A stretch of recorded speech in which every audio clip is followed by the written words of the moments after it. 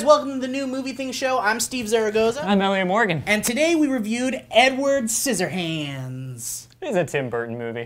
Joyce, I just saw this strange guy driving with Peg. Did you get a good look at it? Hi! Scissors. Whoa! Heck of a handshake you got there, Ed. So for those of you that don't know, basically what we do here is we watch movies. Either they're on Netflix or some other format. Maybe you own it on DVD. And then we review it. And then you guys do the same and send it to us. And then this happens. One of the greatest films ever. Edward Scissorhands. Yes, good movie. Oh my god, I absolutely love this movie. This is one of those cult classic movies that I think everybody's gonna rave about. This movie is my childhood. Okay, so what we did was we watched Edward Scissorhands from Tim Burton back in 1990. So the movie is basically about Johnny Depp's character. His name is Edward Scissorhands, and he lives in this castle, and I guess he's some kind of robot Yeah, guy he's or like part household appliance. He's got a deformality. The inventor that invented him forgot to put hands on him, or died before he could put hands on him, and now he has scissor hands. Can you imagine the inventor? Well, I don't have hands yet, but what could we use in the meantime? So basically, this suburban mom takes Edward Scissorhands in because she feels bad for him, and then all sorts of kooky stuff starts happening, like Edward Scissorhands cutting people's hair and doing funny things, and then he falls in love with Winona Ryder's character. Aww. I absolutely love it. I honestly believe it's a modern-day fairy tale, and it's freaking fantastic. I think I'm absolutely just as passionate about it, and I thought this movie was really, really okay. Wait, what? You just... Yeah. I thought it was a solidly, mildly enjoyable film. It kept me somewhat entertained. Are you talking about Human Centipede 2? No. I'm talking about Edward Scissorhands, the movie we just watched from Tim Burton from 1990. Wait, you just thought it was okay? You didn't freaking love it like me? Okay. I thought the pacing was terrible.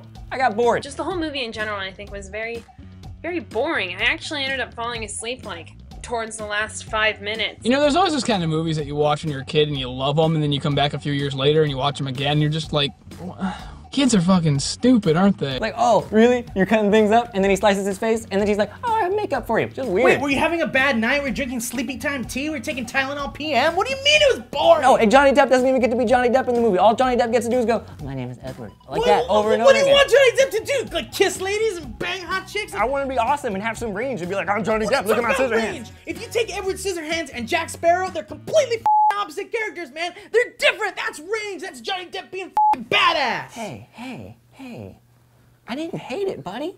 I thought it was okay. I would give it like a 2.5 out of 5 stars, a 50%. That's not a passing grade in my book, but whatever, to each his own. 2.5 out of 5, man. This is Edward Scissorhands. This isn't like Child's Play. I mean, okay, dude, Child's Play is pretty good. I have plenty of memories from this movie when I was 4 years old and I saw it and I thought it was amazing. I happened to watch it again. Now I'm 25. It wasn't as amazing. That's all I'm saying. Wait a minute. Okay, so I think I just figured it out. You kind of saw it when you were little. Right. And then you didn't watch it through your childhood and depressed, angst-ridden teenage years. Correct. And then you watched it again as an adult. Yeah. And you didn't really like it very much. You nailed it. Okay, so you're a f***ing idiot!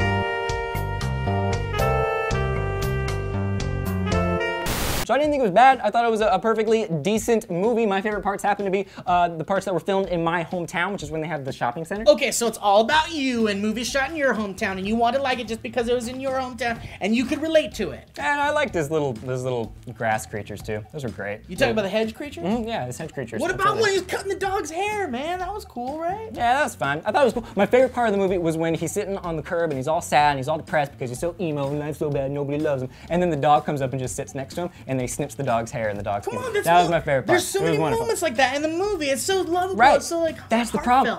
It's nothing but a bunch of adorable moments that don't really, like, you see everyone coming from a mile away. You're laughing because he's so awkward and weird, and it's really charming. He's just so sweet and loving, and I think I have too many emotions put into this character. Something I really loved about the movie is the music. This is Danny Elfman in his prime. Absolutely. I mean, he's doing some amazing score. I mean, the whole soundtrack is fantastic.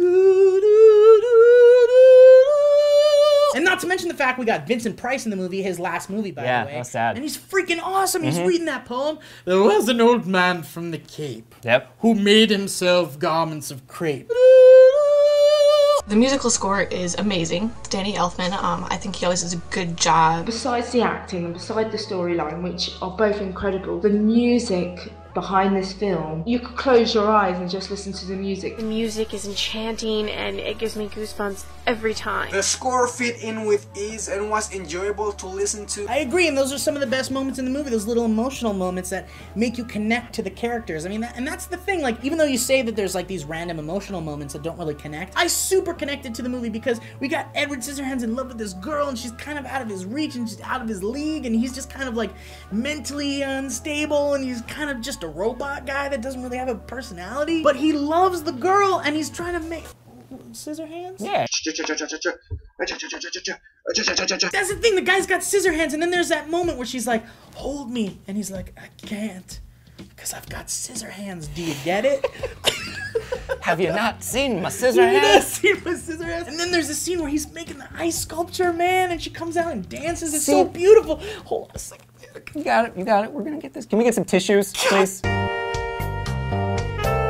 So a big discussion that's happening right now is especially involving Tim Burton, whether or not he's as good as he used to be. So everyone sees all of these new movies coming out, and they're like, oh, these aren't as good as his older movies. So my question to you, Steve, is whether or not you think that it's actually him deteriorating in quality, or if it's the people that watched the movies 20 years ago growing up. How dare you? Are you assuming that it's my emotional connection to the movie Edward Scissorhands that's making me blind for the new age Tim Burton that's actually screwing up big time in the movie industry? You know, put words in your mouth, but yes, that's this exactly is the thing, Elliot. Our idols, our people that we love, George Lucas, Steven Spielberg, Tim Burton, they all get old and they ruin franchises and they make bad movies. I mean, that's the thing. I think we're seeing a clear deterioration from Tim Burton of 1990 to Tim Burton of 2012. You can't even compare Edward Scissorhands to Dark Shadows. Here's my thing. I can watch Tim Burton and I can mildly enjoy all of his movies, and I'm perfectly okay with that. I would rather the blame for not loving the movies fall on myself than on Tim Burton. I've heard many opinions of Tim Burton, both the lovin' and the hatin', and I see both sides, but me, I'm on the lovin'. This is the movie most people talk about when they say they are a Tim Burton fan. This is Tim Burton. This is real Tim Burton. Which brings us now to our last thoughts. I thought Edward Scissorhands was a solidly entertaining movie. I didn't think it was as amazing as everyone says it is, but I did enjoy it for what it is. So there you go. My final thoughts are this film absolutely belongs on my DVD shelf, on my Blu-ray shelf,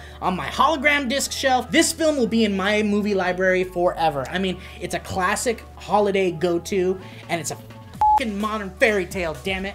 And everybody can enjoy this movie, and Elliot. For everyone else, it's available on Netflix. I love Edward Scissorhands. This guy, who everyone thinks of as really weird, reclusive, he's a sociopath, he lives on his own in this big mansion, he is supposed to be the monster. What we take away from a story like this is that the real monster is inside of all of us. The real monster is that human instinct that wants to reject people who are different. I didn't hate it, and then I didn't love it, but it was better than mediocre. I think it's one of those cult classic kind of movies. Everyone watches it. I grew up watching it, so I like it. It's an excellent movie. I recommend it highly. Go watch it. And it's so brilliant in every way. Music, acting, storyline, set, costuming, just makeup.